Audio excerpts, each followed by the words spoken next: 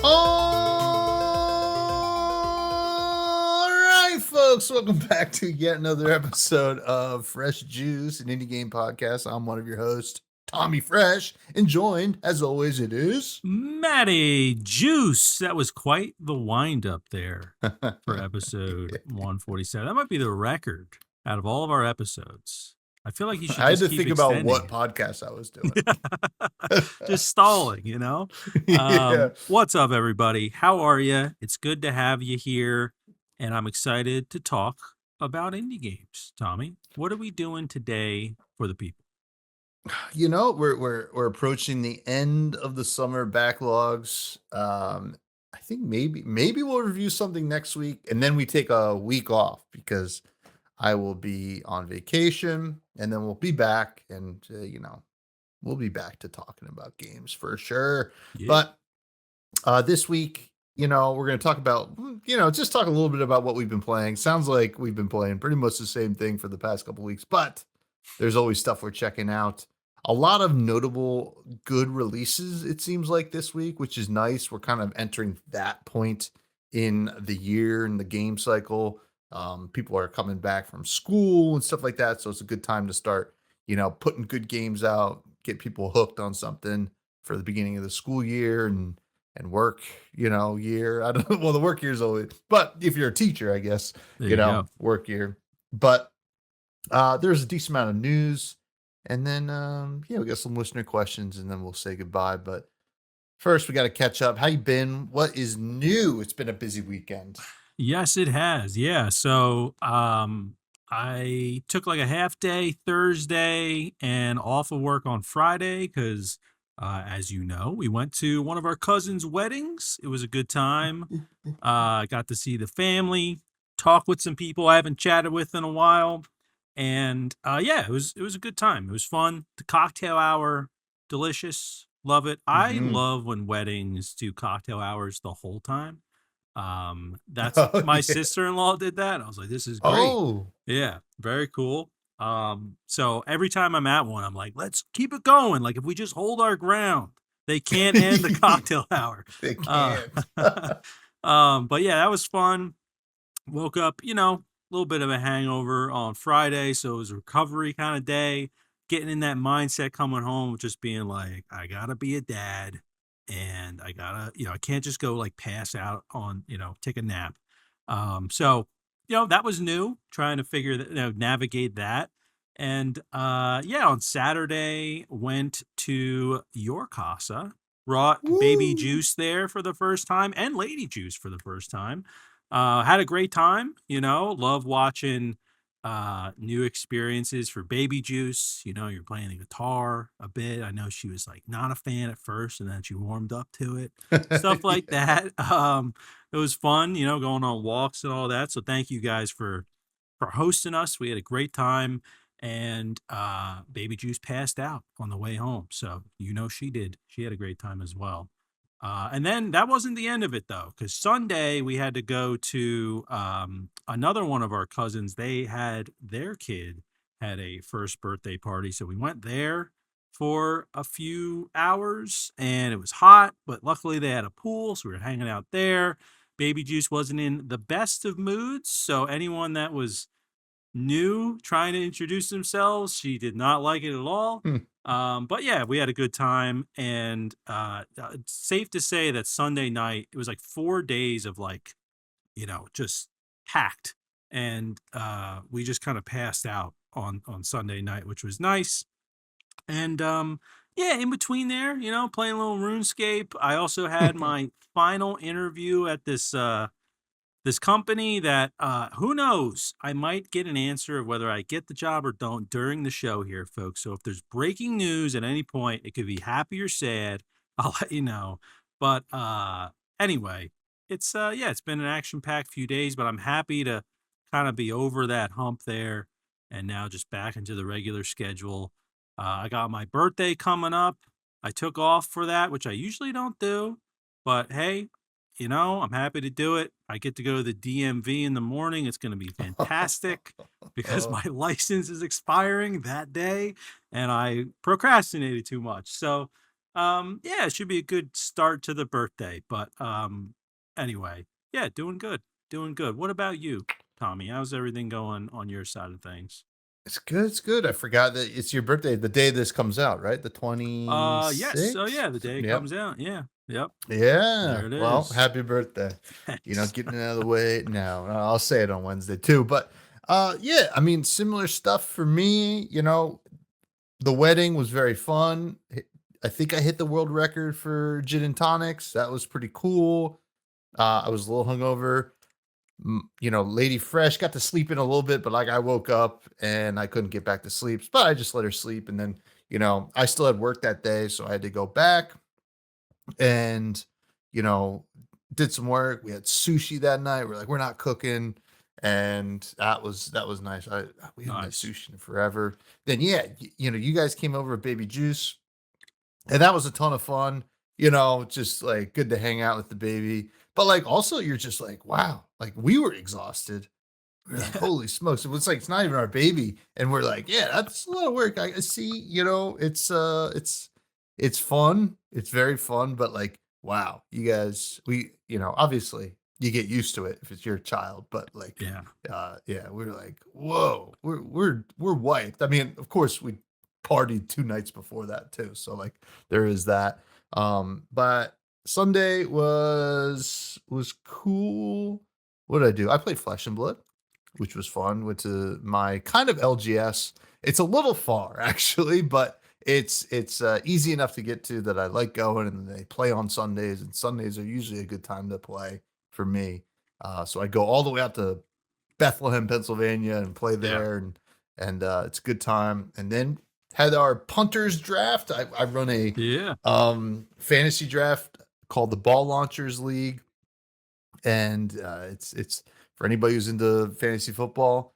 It's QBs, kickers, and punters, and that's it. So it's fun. The draft was super fast. It was 28 minutes. We clocked it right after that, and there's not a lot you have to do now. You just gotta like just double check every week, and it'll be pretty nice, and it'll be cool. So Yeah. yeah, oh man. And then today I had to go buy a new ladder because I had to put gutter guards up, and my ladder was Ah. just not tall enough to get to where I needed to get to. And it's kind of crazy how expensive ladders are. Mm-hmm. Like, because I bought my It regular is. ladder and it wasn't that bad. It was like maybe $70, right? I was like, okay, that's not bad. I think it was on sale. And then I'm like, I gotta go get one of those ones that slide up and you can, adjust. Yeah. And I'm like minimum $200. And Yeah. like the one I got was like 270. So folks, if you're out there trying to climb the ladder, you gotta pay some money, all right? So gotta spend money to make money, Yeah. or put up gutter guards, which we had to buy the gutter guards too. So that's just how it goes. But I tell you what, we didn't have to buy a subscription to Discord because it is free for anybody to join. And yeah, I mean, sure, you can get Nitro. I don't know what that. I mean, I think I pay for it for my other server, but Yeah. You don't yeah, have to. You you know? don't have to. But if you want to pay for Nitro and Boost boost our us. server, that'd be sick. We'll get some stickers in there. We'll whatever other benefits you get from that. But Yeah. check out the discourse in the show notes below. Let's get to the main juice. The The meat and main potatoes. juice. The main juice. First, we got to do a juicy take. It's my turn for a juicy take. If you're new here, juicy take is a hot take, but we rebranded it for us. Yeah. We did. My juicy take of the week. Been playing a lot of deck builders. Been watching a lot of content on deck builders. Just I'm in a deck builder mode. I think tomorrow night, or actually last night, if you're listening to this, I hopped on and played Dominion with some buddies, How was it? online. I don't know, but based on who I'm playing with, it will probably not be a great time. No, no, it'll be a good time. Okay. Um, but I love deck builders, and this kind of came out of a conversation I had with a friend that I was recommending Wild Frost, and it's just so different from something like Slay the Spire, right? that I'm realizing, and like he's a huge Slay the Spire fan, understandably so. It's the GOAT. But like we we have to break out of that mold a little bit and say, hey, like not everything has to be Slay the Spire when you go to a roguelike. And I think the devs also should be striving to break that cycle because Yeah. Slay the Spire is good, but I think it's also like it's its own thing, it's its own system. And when you play a game that is just more Slay the Spire with maybe like one twist, it's it doesn't have that same magic that Slay the Spire has, Yeah. right? So like leave the Slay the Spire to Slay the Spire. When you're making a game or you're interested in looking at other games, look for something that's going to challenge you in different ways. Going to, be totally unique, something like you've never played before. Like, Balatro is a great example. And obviously that one's very popular. Wild Frost is a great example. I think this game that came out last week called Bloodletter is a great example. There are tons of really, really cool deck builders out there that could just like be like a more interesting experience than you just kind of siloing yourself into Slay the Spire. Yeah. So that's my juicy take. I'm not out here saying Slay the Spire sucks. I love Slay the Spire. I'm just saying expand your horizons. I'll make sure to cut Both that from devs. the Yeah. I hate Slay the Spire. No, yeah, expand your horizons, whether you're a dev or you're a player. I think that is my juicy take. Yeah, I think no, it can be applied to everything. I think, yeah, honestly, like what I think about with it, I always think of like what we've dealt with like the survivor likes, right? Where it's like, yeah, they take vampire survivors, they change kind of one thing, and I kind of think like from uh taking a look at vampire survivors and then a game like Megabonk, I'm like, I feel like they did it the right way, where it's like I Mhm. do feel like I want to play more Megabonk because it's not just like a change in perspective, it's also like a change in mechanics. There's the whole kind of like make sure you get to the boss in time sort of, it's not really just like survive as long as you can or survive until the end. There's other things in Megabonk that make it Megabonk, and I feel like you make a good point with like Slay the Spire, and that's kind of like the curse of having a like a pillar game for a Mhm. genre where like you like Balatro, Slay the Spire, like they've established themselves, so everything always gets compared to them from a player perspective. But yeah, even developers are like, oh man, I love Slay the Spire so much. I'm gonna make something because I love it so much. I'm gonna make something similar, but I'm gonna put like a little twist on it. And I feel like it ends up, it maybe has a little bit of hype before it launches and right as it launches, and then it just kind of fizzles because people end up realizing, oh, I'd rather just play Slay the Spire Mhm. than play this game that's just a little bit different from it. And I feel like we deal with that all the time with like Balatro likes and Survivor likes, where it's like a trap that people get into because they're like, well, this game was so successful. Let me just create something similar to it. I kind of feel like it's like the way that like mobile game developers think, Yeah. right? A game is really popular on Steam, and I'll bring it over to mobile, call it something different, change a few things, and it'll be a hit there as well. And it's not always, the case. So I definitely agree. I think that you know, it's okay to be inspired by a game and to be, to even like borrow things from a game that you love. But at the end of the day, it should be, you should kind of come with a fresh perspective on the game and not just add one or two mechanics that you think make it unique.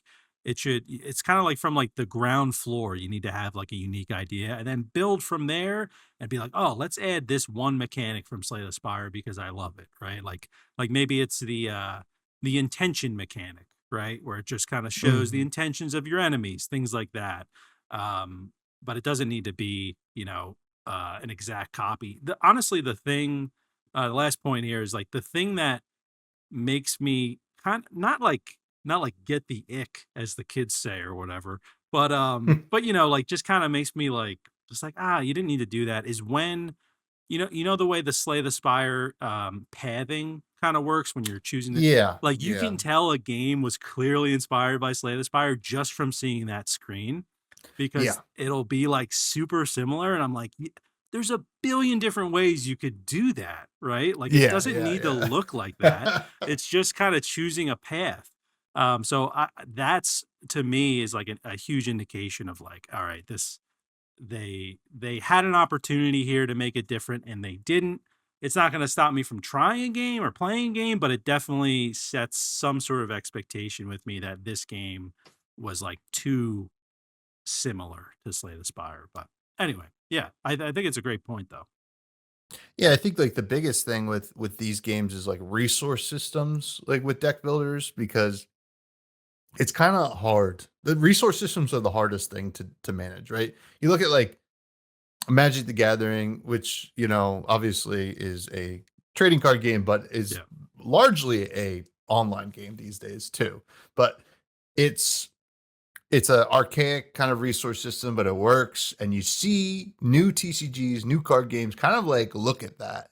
And like you can always tell that if they were like, oh, we can just improve this, Mhm. or if they were like, this system sucks no matter what. Like, let's get rid of it. Like, so I think not to say Slate Aspire's resource system sucks or anything like that, but like try to come up with a unique resource system that makes you think a little bit differently, right? I think, Yeah. Slay Aspire is obviously it just made sense and we never saw that before, really.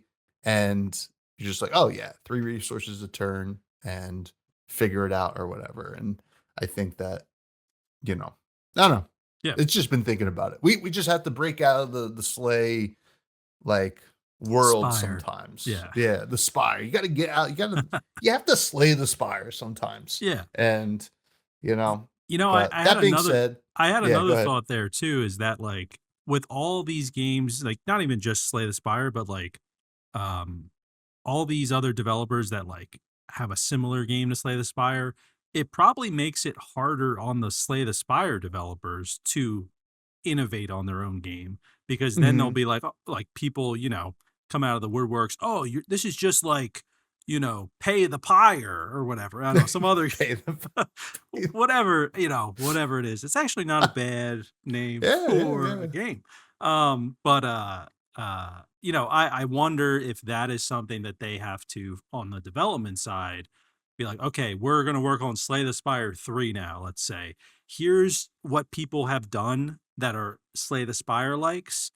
Let's, make sure that we're not doing all of these things or some of these things, so that people aren't gonna, I just kind of wonder if that's like the case with with developers in general, when like you have a game that's so popular, it's like a pillar piece, that they need to kind of avoid that. Or you just do something like Vampire Survivors. They were like, we're just gonna make a totally different type of like genre, like we're gonna do vampire crawlers, right? Mhm. And Yeah, so anyway, that's actually another way, right, of like vampire crawlers. They did the path system totally different, right? It's still a deck Yeah. builder, right? Mhm. So, anyway, yeah, I think it's a great point, and it's something that uh, I feel like people will keep making these kind of games as long as people are interested in buying them and playing them. So it's almost like Yeah, we need yeah, to yeah. like take a stand and be like, no, this is just too similar. And to be frank, we get a lot of emails about like survivor like games. I'll go check them out, look at them, and I'm just like, it just doesn't seem like they're doing enough. So I feel Yeah, like even yeah. media kind of like tries not to cover all of them as well. Not that we're like media, but we are to an extent. To an extent, we do I cover I games. I think we're well, is this episode 147? Yeah, We're media. we're media. It's official now. It's official. Yeah. But cool. Let's get to some notable releases this week. First being Gold Deck. What is Gold Deck? I didn't even look at this one yet. You put this one This is going to be one that we're not going to play, Tom, but I wanted to throw it in here because on. it is kind of a cool idea. So it's soccer, football meets Oh, roguelike okay. deck building. So you're managing a team going up against other teams. So you have like an attack and a defense, and every player are they're cards essentially with different skills and kind of like levels to them. It seems like it says that you're opening packs, upgrading cards, and you have to complete 8 cups against AI. So I thought this was an interesting take on a roguelike deck builder where you're managing a soccer team, right? A football team, which is a little different from what I've seen before. I think we actually maybe covered this demo a long time ago where we just kind of referenced it a little bit, Mm, but I it's think out there's now. another football manager roguelike. Oh, is there? Okay, so maybe that's what I was Yeah, thinking of yeah, then. Yeah, so maybe this is something we're starting to see roguelike deck builders in kind of sports sort of games. Maybe this is the start of a yeah. trend here, but wanted to call it What's out interesting? because it does look well made, and it comes out. It's not out yet. It comes out in a few hours. Or actually, it is out now. No reviews yet though, so we'll see what people say. Yeah, kind of interesting that they're even calling out that they have Reigns like style choices, right? Like if you know the game Reigns, I don't know if you ever played that one. I haven't. Um, No. it's really popular. There's like all different kinds of it. There's like a Witcher variant now and stuff like that. But that's kind of crazy to see that they're calling out Reigns in their description, which is cool. I think like they're like, hey, this is kind of where we got this kind of idea to kind of incorporate that into our game. Yeah. You know, that being said, how dare they? Going back to my juicy take, but no, this looks kind of neat. I obviously not really into the soccer stuff, but I could see, like if this is popular. I mean, like it's really not that soccer-y. Like I could see myself playing if it ends up being good, but Yeah. Give interesting. me a retro bowl roguelike deck builder. Mm. That's what I want. That's what this made me think of immediately. It was It like, does, oh yeah, yeah. yeah, that'd be awesome. But very cool. Next one is Wordless Forest, which is Yes. this like a live action game? Yeah, so I talked about this a while ago, and I just wanted to point it out. Not that it actually just has mixed reviews right now, but it's a live action interactive survival kind of game. So for those not watching it, it literally looks like someone is like videotaping this game. It's like real life live action, but then there's like choices you have to make. There's kind of these choices that show up on the screen. Um, you know, Talking about this game a while ago, I didn't think it would probably be that good because at the end of the day, you're just kind of choosing what the next clip that you're going to see is. But I think it's an interesting idea. You don't really see a lot of Ambitious. games do this. But yeah, what are you thinking?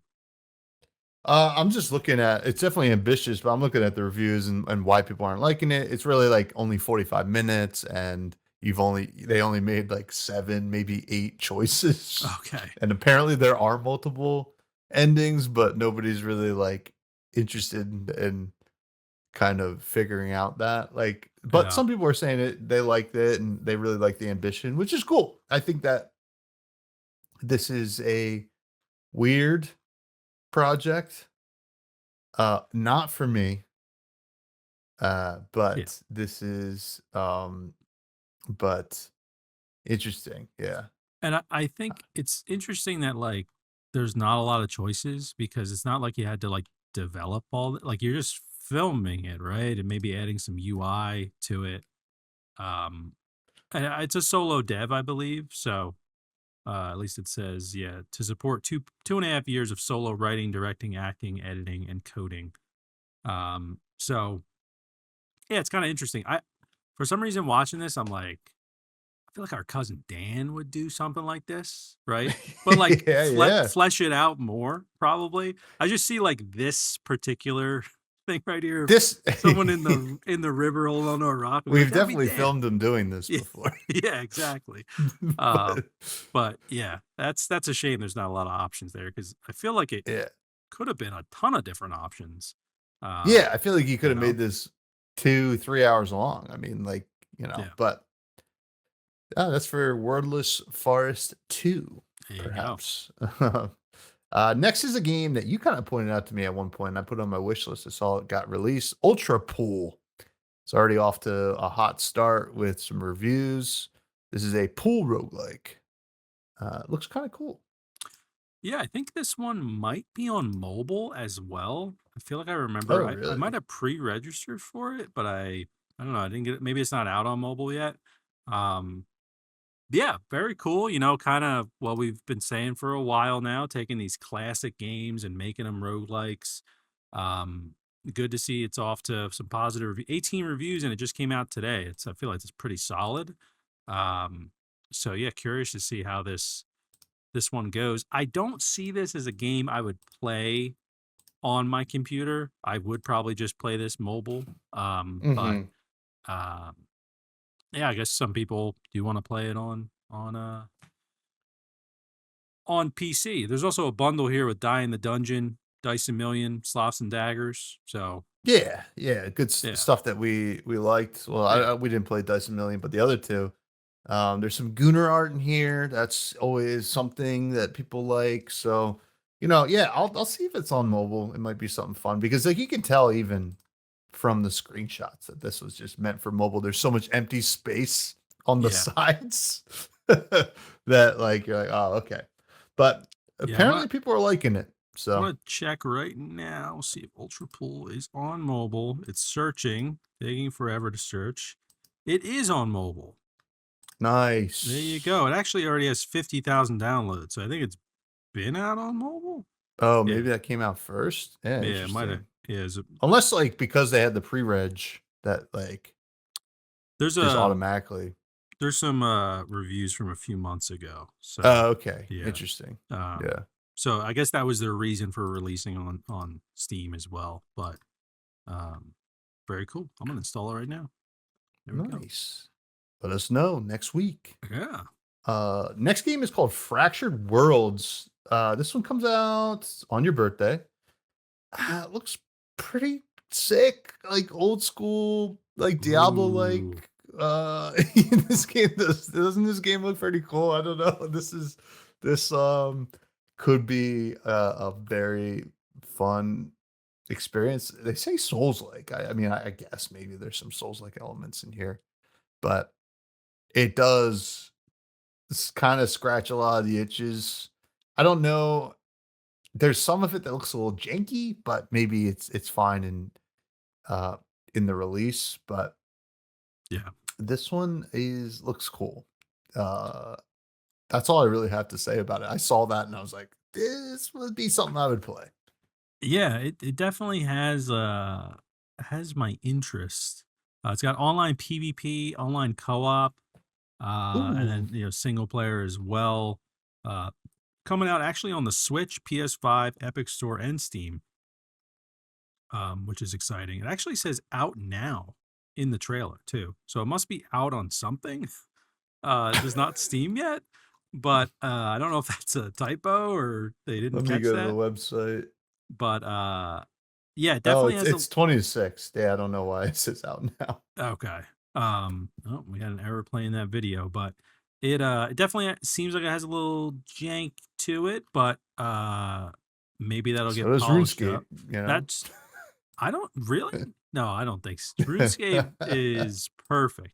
Yeah, no, exactly. And interesting that they labeled it as a Souls like as well. I guess I could see that, but looking at like an ability bar makes me think it's more like a Diablo like than Mhm. anything. Um, but yeah, might have to check this one out. Hopefully, it releases at a good price point. Yeah, I don't know if yeah. they answered that. It doesn't look like they did. Some public play tests. Um, but yeah, that's going to be, I think, a deciding factor of whether I play this. Is like if this launches at like a $30 game, I'm probably not going to play it. Have to wait for reviews, but if it's Mhm. a reasonable price, I will pick it up without reviews. So Yeah. yeah, Yeah, should good be find. very interesting. Next Yeah. one's Combo Lands that you kind of brought this one up. I saw it in my what do you call it? Research as well.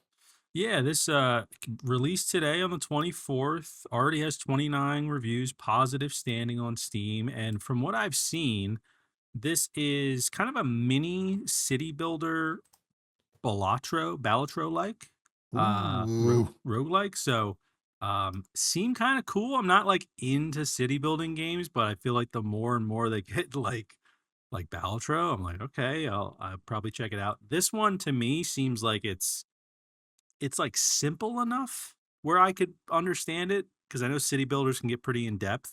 Um, and I think what was it, Dawnfolk was the other one that we had played. Hmm. So it gives me a little bit of those vibes as well. What are you thinking about this one? Yeah, it looks cool. I've been impressed by some city builders that we've kind of covered over the years because it's not something that normally I would like, but like this one does seem sweet as well. I think we have two kind of city builders back to back. Both, I think, um, kind of were pushed by the ballot by maybe PlayStack. I'm not sure, or I guess maybe it was just Balatro or Something like that. Yeah, I forget how yeah, I saw this one, but yeah, it's interesting. I mean, there's also Clicky Islands as well. I know we covered that demo a bit ago. yeah, That's another kind of city builder that is more of a clicker game, but I don't know. Maybe it's another genre that we need to explore more. yeah, yeah, maybe. The other one I definitely saw. God, why am I forgetting the name of Balatro's dev? Local thunk. Local Thunk. I saw a Local Thunk post about Feed the Scorch Pot, which I just downloaded actually. It is in a bundle with Balatro actually, but this one's off to a hot start too. Came out a couple days ago. Very positive, already 173 reviews. A dice roguelike about feeding a dragon for 20 years. Roll ingredients, build your island, and fuse absurd recipes into combos to break score wide open. Miss a meal and you're next on the menu.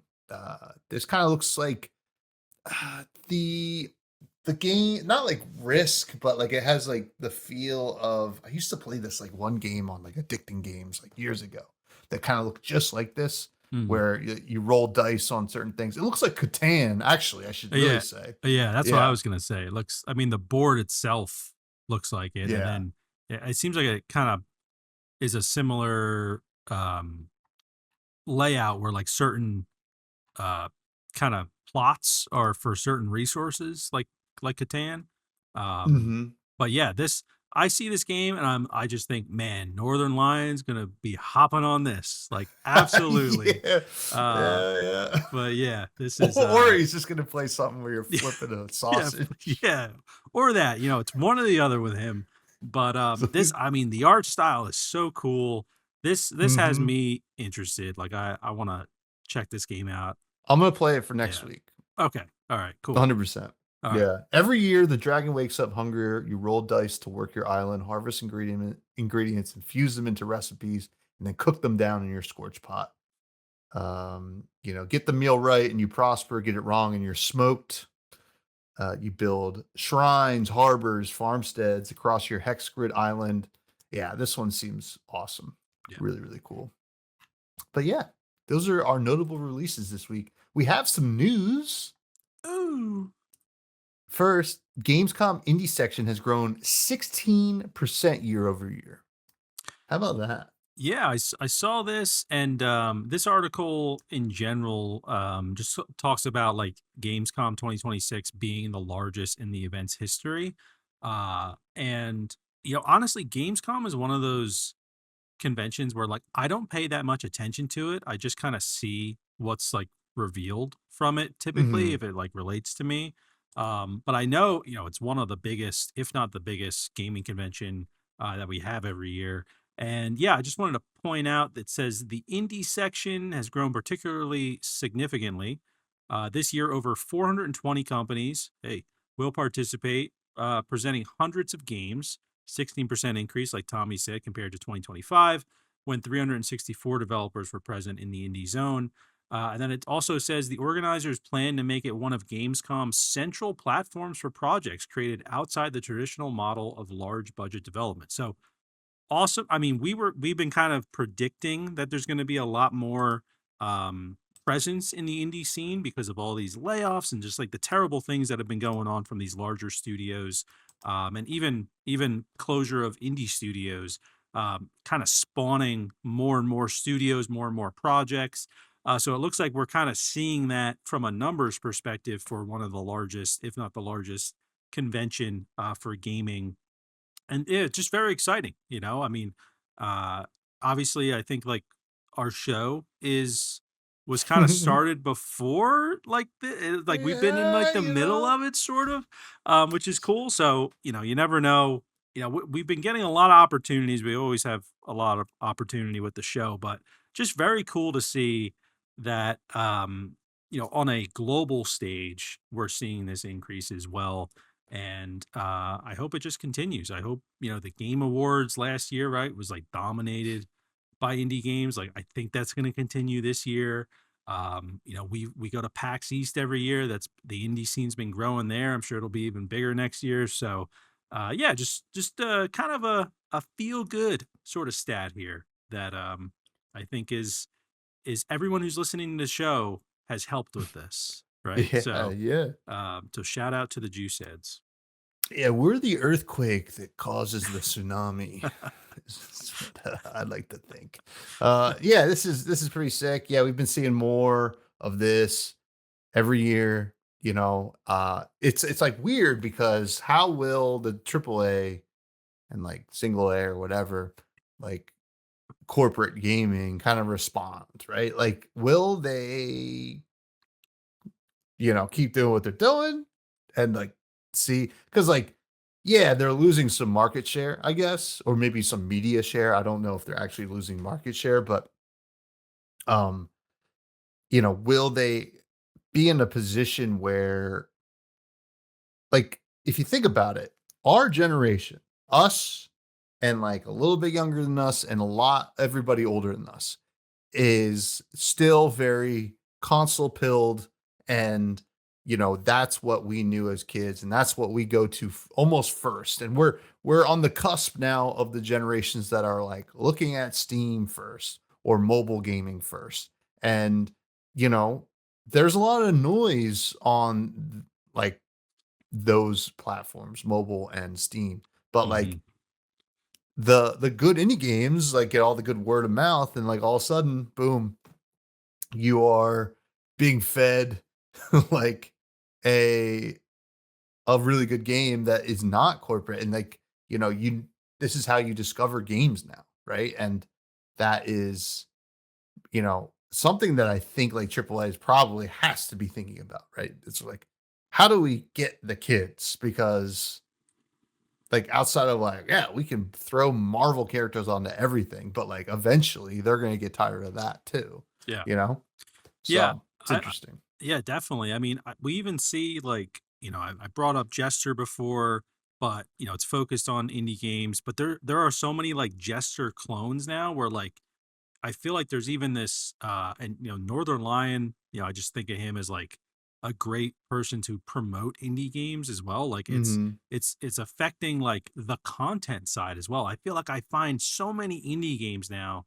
through all these new channels. Twitter, even there's a guy on Twitter, Indie Game Joe, that he has like blown his account up and all he does it's not even his full-time job. Like he just in his spare time he just promotes and talks about indie games that are in the works, shows a little clip of them, and he's blown up. He's been like recognized by like larger like massive creators. I think even the No Man's Sky developers like called him out and promoted him as well for doing great work. Like it's almost feels like we're the gaming community is like fed up with AAA, and so like we're gonna just do it ourselves. We're gonna start promoting indie games as creators. We're gonna start obviously they're making indie games, and then we're gonna start posting about them more, and we're gonna make sure that like our feeds are flooded with indie games. And I feel like I never really that was never it would always be like AAA advertisements. It's almost like now it's like you see indie game advertisements, things like that. Like it's just reached a point where now there's like budget around these indie games so that they can keep growing and keep like feeding the beast. And it's awesome. I love to see it. I I think like what you're mentioning with the different platforms, like the consoles have become a lot more indie friendly, over the Hmm. years, and that's obviously helped a ton. So it's been, they even do like indie specific sales now, things like that I've seen on like Xbox and PlayStation, and it's yeah, it's amazing. So I'm expecting this number to be larger next year when we report on Gamescom. Um, and that's exciting. It's exciting. But don't make a Slay the Spire clone, okay? If you're listening, okay? No. Don't do Yeah. Well, you can. I mean, Slay the Spire is good. it. I don't. I mean, like, I don't know what that guy in the beginning was talking about, but he was. It was a juicy take. Next thing, the Darkest Dungeon, which is one of the like biggest indie games of all time, right? Uh, Yeah. released its first DLC in 6 years. Now, Darkest Dungeon came out in 2016, and there's a sequel to Darkest Dungeon 2. And they're releasing a DLC for the first Darkest Dungeon, which is crazy. But like, you know, it's it's nuts, right? Like, so very positive. Like, if you just look at Darkest Dungeon as a game, 56,000 very positive reviews, Yeah. yada yada yada. It won all these awards.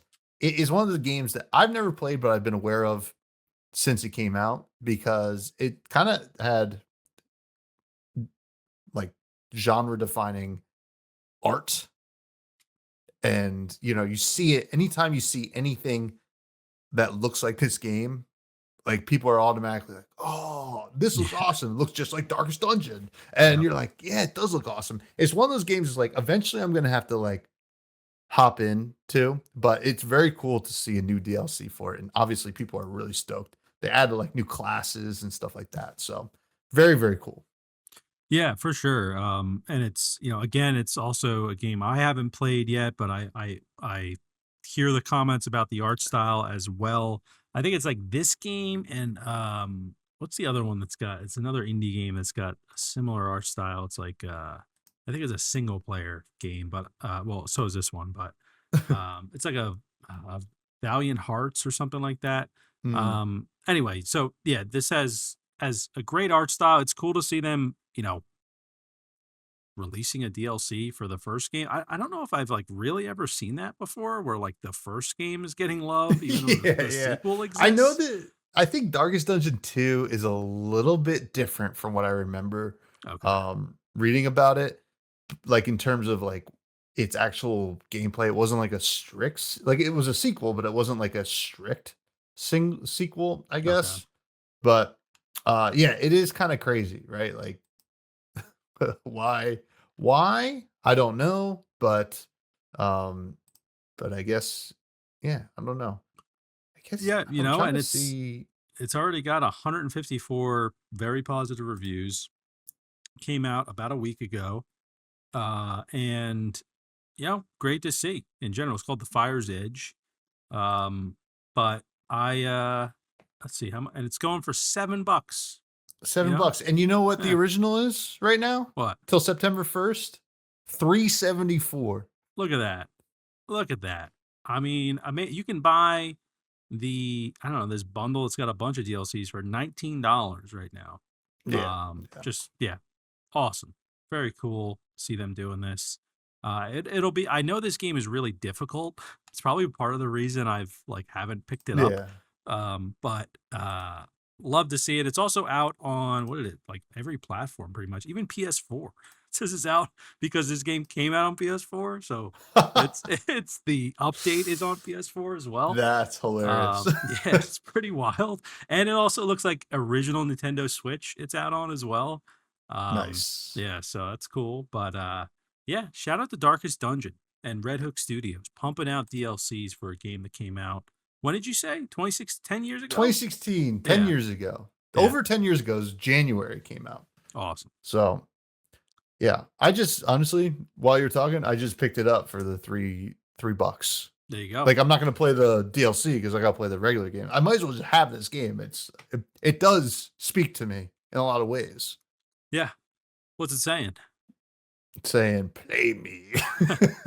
I'm like, okay, whatever you say. um, and then kind of following up on last week's episode, a a game from the what was it called? The Pegs and Pins and Pins and Pegs. pegs. Yeah. Yeah, they passed. A game got 10,000 copies sold because of being featured Yeah, it's on this that. this game Pegfinity, which has mostly positive reviews. It seems pretty cool actually. It's currently on sale, 30% off. It's only $4, 4.89. But yeah, they posted it's a solo dev, and they said that they passed 10,000 copies sold during their launch weekend, which I believe was during the Steam's Pin and Peg Fest. And just awesome. Like, this is exactly what you want one of these fests to do, is like to have a solo dev. They're launching their game. They probably got like a notification from Steam that this would be happening ahead of time, I would imagine. And they're like, all right, we got to get the game ready for this launch. And even though, it's got mostly positive reviews, so I'm sure there's a lot of great feedback in there for the dev to make some Mhm. updates. I mean, 10,000 copies sold, if this game's selling at $4, right? It's like 40 grand, and then Steam takes their cut. Like, that is a significant amount of money in a short amount of time that can help this developer continue to develop this game. And it's just awesome to see. Like, I never heard of this game until I did some research and saw this story here. But um this is exactly why all these fests exists on Steam. Sometimes I see a fest and I'm like, really, they're doing, like, that's so specific. Like, it's so weird to Yeah. have a festival around that. But then you see stuff like this and it's like, oh, that's why they're doing it. Is it really shines a light on these games that otherwise wouldn't have been in the spotlight at all. So very cool. Yeah. Games where you can pet the dog fest. Um, Hey, I wouldn't put it past Steam to do that. The yeah. dog petting fest? Yeah, Yeah, yeah. for sure. But yeah, this is really cool. Looks like a cool game. Looking at some of the reviews, I mean, like, some people complain about the length of it, but overall, people seem to be really liking it. I did see one funny kind of review to me, like a negative review, that the person said that there is no skill expression in this game, in the peg like game or whatever, Yeah. where you're randomly bouncing off of pegs. Of course, it's my Yeah. my biggest gripe with these games, but I know that that's what they're for. It's like Yeah. I can't be like, whatever. Wish I could control the ball better. Yeah, yeah, yeah, yeah. Which is like so funny. But Yeah. anyway, backlog of the week. We don't really have one. We've been kind of playing the same thing. I'm still playing a ton of Wild Frost. I'm trying to 100% it and then get into the higher ascensions essentially. And then a lot of Zuminos still. Lady Fresh every night. It's like, can we play Zuminos before bed? I'm like, yeah, let's do it. Yeah. Let's do it. That game's getting very, very hard. Yeah. In the high, I'm trying to unlock everything, and I'm like, we've been losing a lot. Oh There's boy. a very fine margin for error in that game, I Yeah. think, and You're fine. in the higher difficulties. So, but they hook you Nice. in the early difficulties. You're like, this game's easy. I can make so many points, and you go to the higher difficulties. You're like, how did I ever win this game? Yeah. So, but Yeah. yeah, how about you? Cool. Cool. Yeah, I've been playing old school RuneScape. And then I've been playing some Minish Cap as well. I'm actually gonna reinstall someone made for the AYN Thor, like, we've been seeing those like Pokemon games that are like 3D kind of. Someone actually made like a dual screen thing for it where you have like the map on the bottom and stuff. So I want to get into that, and it's for the someone made it for the original Pokemon as well. So I'm gonna try It's to pretty get cool. Yellow because that's the one I Yeah. grew up with. It seems to not get a lot of love. It's always red and blue, but Yeah. that's okay. But yeah, so I'm gonna probably do that. I also I had a few survival games kind of reach out to me for, like, they got upcoming playtests and stuff, so I'll probably try a few of those. Some of them look a little rough around the edges, but I'm hoping to carve out a little time to play them so I can talk about them next week.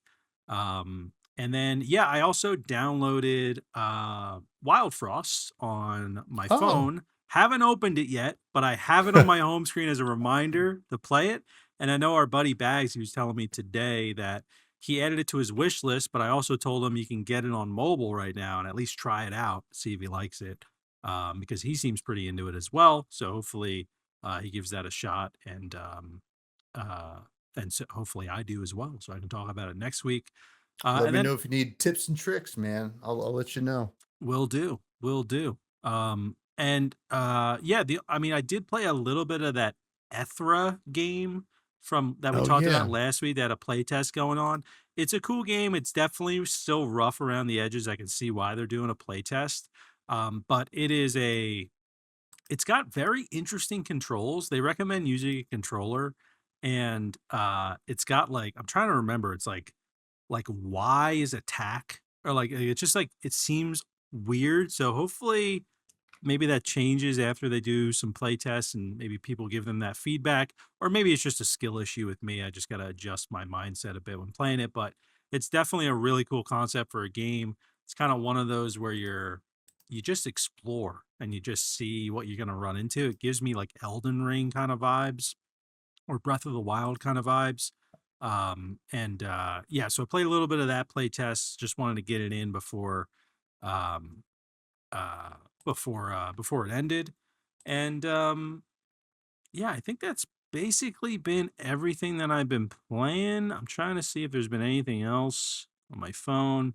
Nothing else right now. I will hopefully carve out a little time for Ultra Pool. Talk about that next time. But um, other than that, yeah, it's just been a lot of RuneScape in it. So, Ooh-wee. woo, baby. Yes, sir. We got a couple listener questions. First one comes from Speak of the Devil Bags, who Ooh, asks, "What are your top 3 favorite consoles, excluding PC?" PC's not a console. Okay. No, but top three favorite consoles. Number one is GameCube. That's always my number one. Let's Number go, baby. two is Xbox 360, just because I grew up with that. I love the era of having the blades on the Xbox 360. Freaking love it. Number three, if we're not including handhelds, because I could easily throw a handheld in here, I'm going to exclude that um, from my list at least. Hmm. Because I would throw in like Game Boy Advance probably as like the number three. Like I That's a good love when one. the Game Boy Advance came out. I was like, dude, it's easier to hold. But Yeah.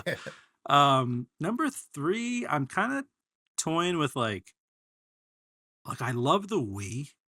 I Wii was did good. N64. It was like it's just a nostalgia thing. Iconic. I Yeah. love it. Um, I'm trying to think of like it's no modern console. So it's like GameCube, 360, and I'll just put the Wii as number three because I had a ton of fun with Wii Sports, Skyward Sword. I mean, just it was just a new way to play games, and Yep. like Mario I Kart 7 was great on yeah, there. Mario Kart 7 for sure. Um, yeah, I don't and then you get into like the later years of the Wii and you could like homebrew it and get any game Yeah. got freaking Mario Galaxy and stuff. Yeah, so it's just probably the Wii.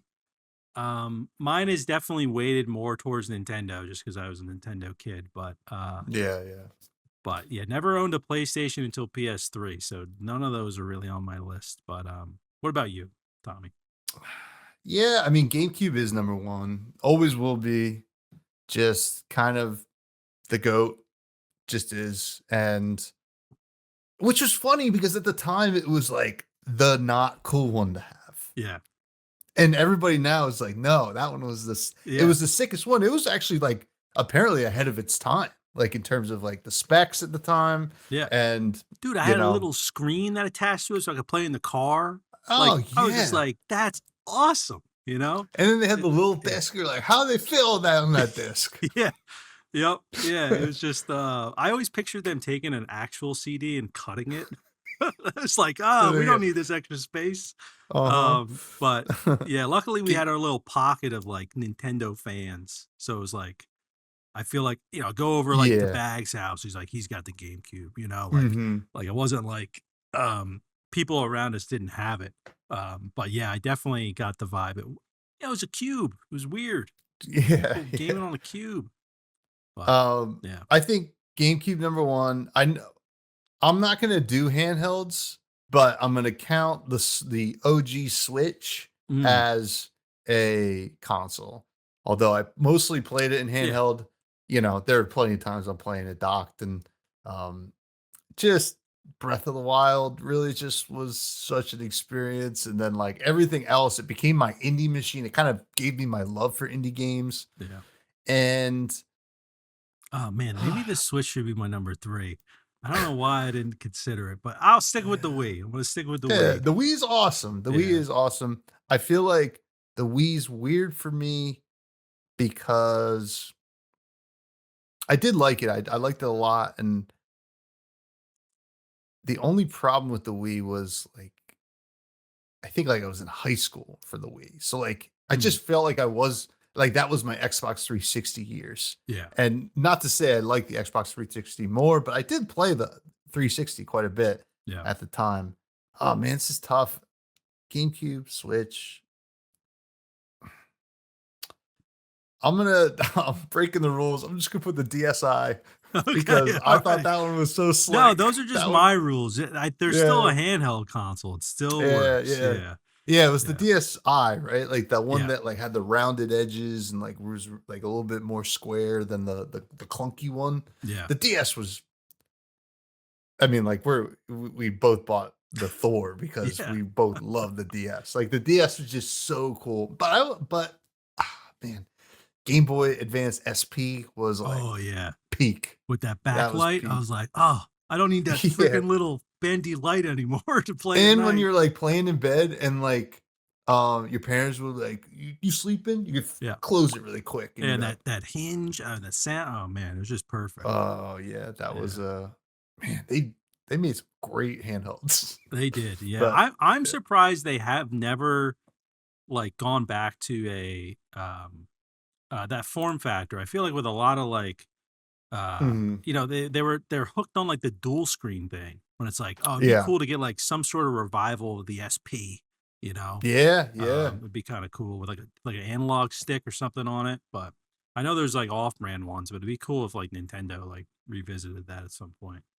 You never know with Clamshell. them because like I feel like they've been quiet and then they're just be like, oh, here's like 10 amazing games, or it's like, oh, Switch 2 is going great, but we're gonna create a new handheld that like, fits in your shoe or something like Yeah, that. $100, $150, 100 something like that. Just like, oh Yeah. man, be so cool. Yeah. And like it has the app store on it, so you can play Pokemon Go or Yeah, something, right. Yeah, it runs Android. Yeah. Yeah. Yeah. Next question comes from Capolo, who uh says that he's asked us in the past what our favorite soundtrack or original soundtrack for an indie game was. Any changes from the previous answer? What about any video game, not just indie games? Yeah, I think I probably said like Wizard with a Gun for as my answer as Mm, for his indie game because that was a great one. Um if I would maybe if I would change, I mean like the Balatro music is just awesome. You know, I mean it's not it's like 6 tracks and like yeah, it's they're not a all lot. kind of the same, but yeah. Yeah, but it's like, every time I boot it up, I'm like, yeah, like that's the good stuff. Um any video game, I mean, Ocarina of Time is fantastic. I still like I literally have a when I'm working, I have like a Zelda lo-fi playlist I'll just play and it's got like so many of those tracks in there, just like hearing like Lost Mhm. Woods and Zelda's Lullaby and stuff. It's great. Um that would probably be my number one OST for any game is just Ocarina of Time. Uh trying to think if there's like really anything else that could like take that over. I mean, I love like even like Mario Kart 8. I'm like, oh God. Mario Like Kart 8 had a great soundtrack, dude, and the like title screen. oh yeah. Just like some of the tracks when they load up, I feel like I raced better because of the soundtrack for the track. I was just like Yeah. locked in. Um Moo Moo and Meadows. Oh, oh dude, I'd yeah. be cranking to Moo Moo Yeah. I think it Meadows. was like Toad.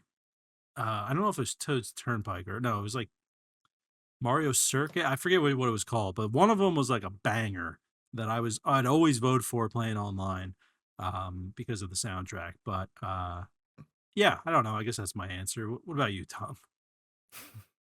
Before I answer, I just want to recommend to anybody who wants to throw on the Mario Kart 8 Deluxe, it might be on 8 too, but Mario Kart 8 Deluxe uh, title screen music, and just imagine you're about to hear the announcement for Saturday Night Live. It sounds it's like Andy Samberg, Yeah. Yeah. Oh, that's great. I'll have to But do that.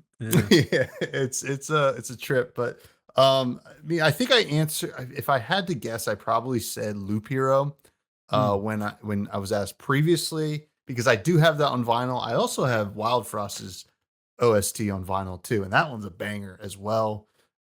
We've definitely had some great games that we played, like obviously Battle Trove, very iconic. yeah.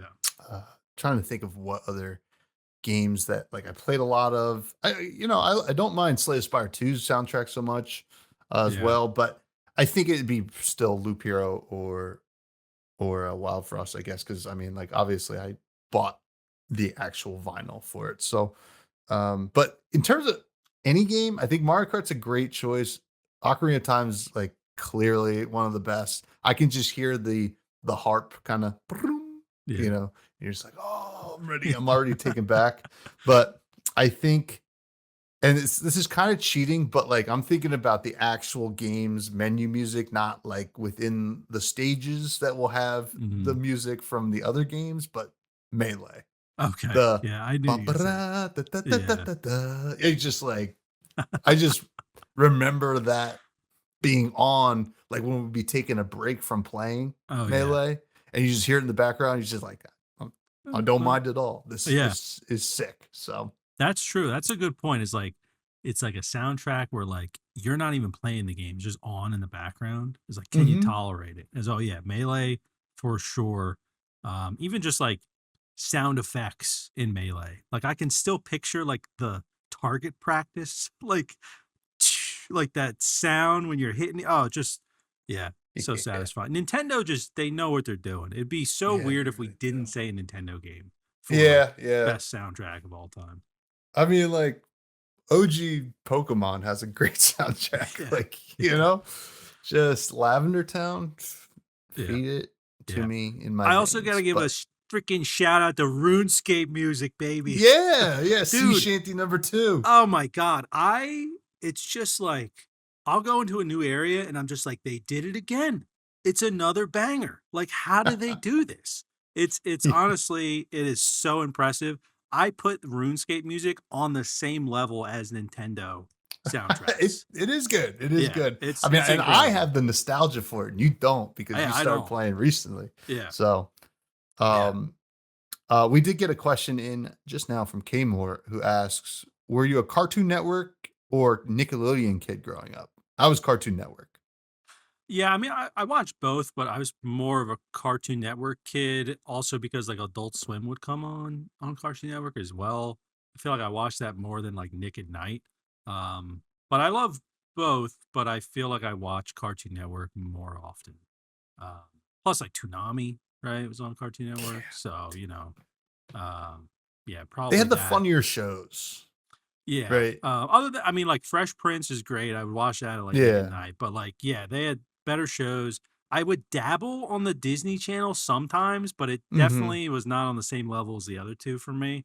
But yeah, Cartoon Network, like Dexter's Lab. I mean, holy hell, Mhm. just like I so mean, they many good truly had, shows. like, sitcom Yeah. cartoons, right? Like, back when we were growing up, and like, Nickelodeon had more of, like, sitcom-y, but, like, definitely would have, like, a moral to the story, or, like, Yeah. some kinda coming of age thing going on, which is nothing Yeah. wrong with that. Like, they definitely had straight up comedy too, with, like, All That and Yeah. Yeah. stuff too, but I just yeah, Johnny Bravo, Ed, Edd n Eddy, just, like, yeah, sitcom Yeah. for sitcoms for kids, but yeah. Yeah. And all that's basically anything that's on like Boomerang now is or It's most things I'd say. I think like Johnny Bravo and stuff are on like Boomerang now. I don't even That's crazy. I think that they are. I think if I remember correctly.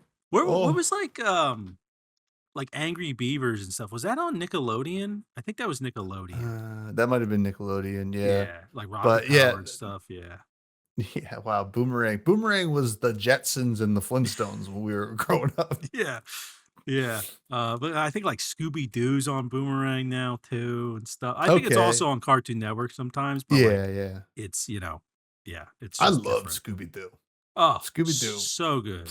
I can't wait to show Baby Juice like the Scooby Doo that I watch because there's so many different ones, but like I love Mhm. like, The I classics. still think of that episode with the diver guy who's like glowing. Oh, Yeah. yeah. Yeah, I just Yeah. love that. So good. But yeah. Anyway, thanks for the questions. You can submit them any week or every week in the Discord. Let's go down to the rec room before we say goodbye. This is where we recommend something that perhaps is not an indie game. What do you have to recommend this week? I'm recommending a TV show that I haven't finished the season of yet, but it's Tires. I think I've recommended that show before, but they're now doing season 3, and season 1 was solid. Season 2, they kind of that you kind of started to see like the right rhythms and like the writing was better. Season 3, I feel like they're really hitting their stride, and it's great. It's great to see. Like it's for those that don't know, it's kind of like a picture like The Office, Parks and Rec type of show, but they're not talking to the camera. I don't think in this show, but that's kind of how it's shot, and it's Shane Gillis is in it. Um, God, I forget the other guy's names. Stavros? Stavi? Stavros is in it. The other main guy, oh my God, I don't know how I always forget his name, but he is so funny. And they basically work at like this like shitty auto repair shop. And it's just there's been so many funny moments in the show already. It's really becoming like one of my favorite like we me and Lady Juice will like label a show as like a shuffle show, so when we're done with it we can just shuffle and hit any episode and like like enjoy it. Like The Office is like that for us, like Ted Lasso, things like that.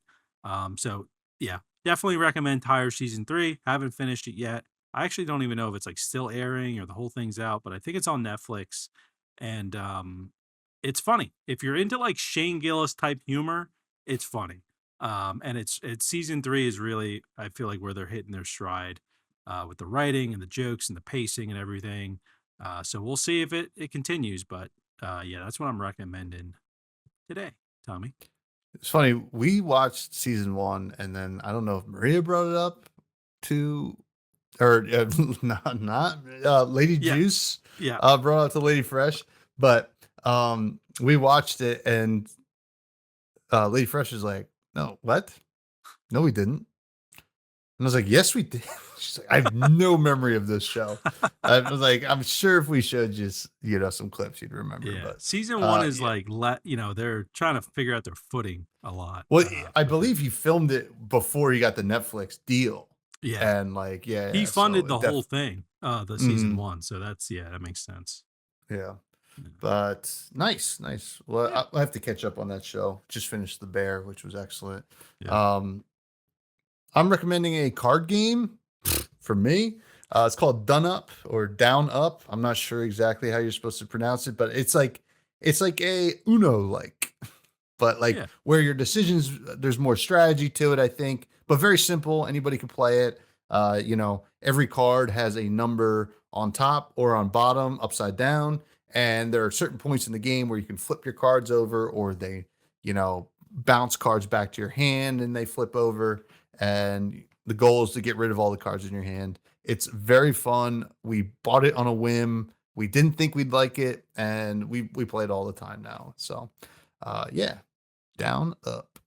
It's good. It's good. I played over the weekend Yeah. at your place, and yeah, it's definitely like I actually feel like I prefer it over Uno because like Oh yeah. there's like in Uno like you could just get like frustrated, be like, gee, like come on, like But in Yeah, this yeah, game, I yeah. feel Here's like a I'm like, plus four, plus four, plus yeah, four. even though Stop. I didn't get any points when we played, but I was getting Yeah. close. But yeah, it's it's good. It's a fun one. So yeah, shout out Sweet. to I didn't even think like I was calling it Done Up as well, but like Down Up might be the name, I maybe. think that's what it says on the box, but it's a Yeah, DNUP. I don't know, yeah, because like you can flip it over and it says the same thing. Yeah, I yeah, don't know. yeah. Cool. But hey, another banger in the books. folks, you can find me on socials at Fresh Buds Pod. I have another podcast that I do called Fresh and Buds. I talk about Flesh and Blood TCG. I have a new co-host, Ellie Bird. She's amazing. She's been a lot of fun and smarter than me, which is cool, and higher energy than me. So like, it's a nice balance. Me, low and stupid, her fast and smart. So it's a good vibe over there. Go check it out if you're interested in that game or play it already. Matthew, where can people find you? Oh, also find us on all socials at Fresh Juice Pod. Yeah. Find me at Matty Gorm, Gorm. I haven't been posting much, just been doing, priority family stuff, all that. But hopefully I get back on the wagon soon and obviously doing this show. Yeah, Matty Gorm, Gorm on all the socials. Check it out. And with that, folks, the season 2026 is over or beginning. Juicy!